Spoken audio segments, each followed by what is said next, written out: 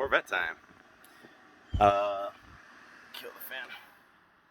I got no shirt on because I got really sweaty. And then I went to eat breakfast, and a shirt that's drenched in sweat is pretty nasty to sit in. You're welcome. Anyway, I'm gonna do a quick one on. I bought a Corvette. I bought the Z06. You guys have seen it before. So I've had an axle leak for the longest time, and it's progressively gotten worse. So it's time to address it. Basically, I watched a bunch of YouTube videos that I could find that were about 5 or 6, basically applicable to C5, C6s, but nothing specifically about aftermarket axles. So I bought this car. Of course, when you buy a used car, you don't know the history. Turns out I lucked out. I got a lot of upgraded parts in this car. So upgraded shocks. Oh, beefy axles.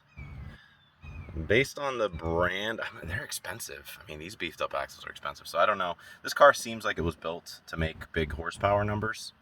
So there's a good possibility it needed it. And I was also told, aside from the regular heads, I think I have a LME cam, the heads that were done, and the drive shaft is actually upgraded as well. So I was trying to get this out. I followed the instructions that the YouTubers gave, which, by the way, base models have a different bracing up here because all the ones I watched were an 18 millimeter from the side. Ours is Z06 is an 18 millimeter from directly. 4 of them, rather. It comes off super easily. This car is actually extremely serviceable as long as you're not doing the harmonic balancer. That one, I would highly suggest you either take a cyanide pill or hire somebody. Anyway, so I did everything they said. Everybody suggested disconnecting the upper control arm. Tie rod end I did eventually, even though honestly I probably could have gotten away without it.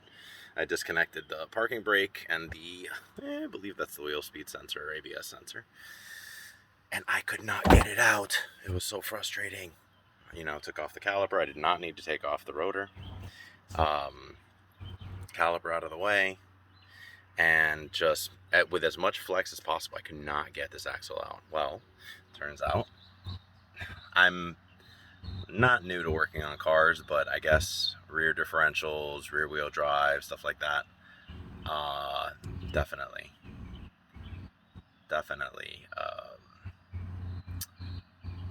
you have to pull out this. I didn't realize that it was a separate piece, so you need to undo those 6 Allen wrench bolts, H8 Allen wrench bolts, pop it out of the cup, then you can get, hold on, let me think of the order that I did it in.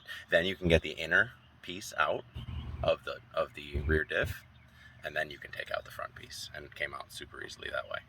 So once I did that, I mean, the reason I'm doing this, the reason I'm even making the video is because, oh, by the way, these lights, the bomb.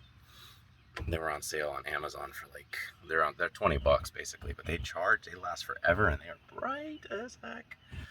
And they were on sale for 40% off at one point for like $12, so I bought 2 more for some friends. Anyway, I was replacing this because, as I mentioned in the beginning, the axle seal was leaking, which unfortunately I already put the new one in, so I can't show you that, but I can certainly show you how bad the old one was. Oh, she's so pretty. God, it's going to be nice to not leave puddles in the driveways anymore. So, do yourself a favor and Google rear axle seal C6 to see what it's supposed to look like. It basically has a metal plate that goes out to the edge, as well as the inner portion is supposed to come probably a 1/4 inch in. This one was so gone. It basically was just allowing the differential fluid to just pour out of the back. So should be good to go.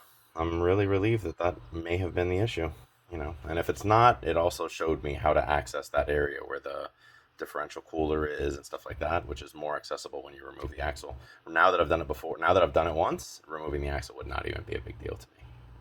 So hopefully that helps someone out.